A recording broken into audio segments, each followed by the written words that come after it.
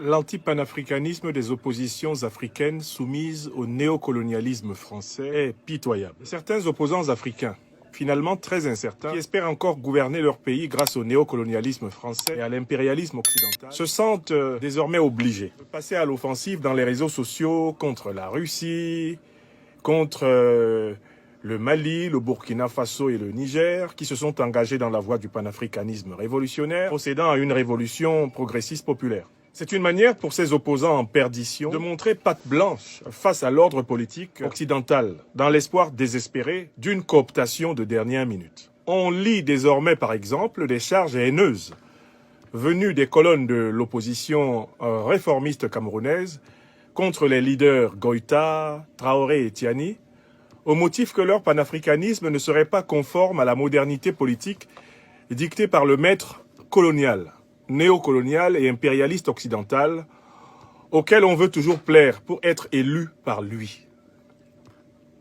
Cette tradition d'opposition accroupie sous l'élite française et occidentale en général correspond en effet, dans mon pays natal, le Cameroun, au réformisme néocolonial.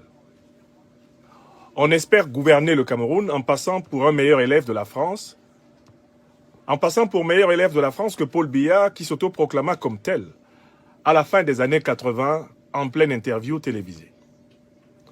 Cela explique sans doute en partie au moins l'absence massive d'une force panafricaine révolutionnaire au sein de l'opposition camerounaise aujourd'hui. C'est ce vide que vient précisément combler le mouvement émergent des lions indomptables de la libération du Cameroun. Mouvement inspiré par les forces panafricaines du Cameroun, actuellement en mouvement. Nous allons briser en Afrique le signe indien du larbinisme de certains opposants africains envers les élites de l'oligarchie dominante occidentale. Le mal africain est profond. Quand un haut cadre politique confond modernité et démocratie occidentale, confond modernité et droits de l'homme occidental.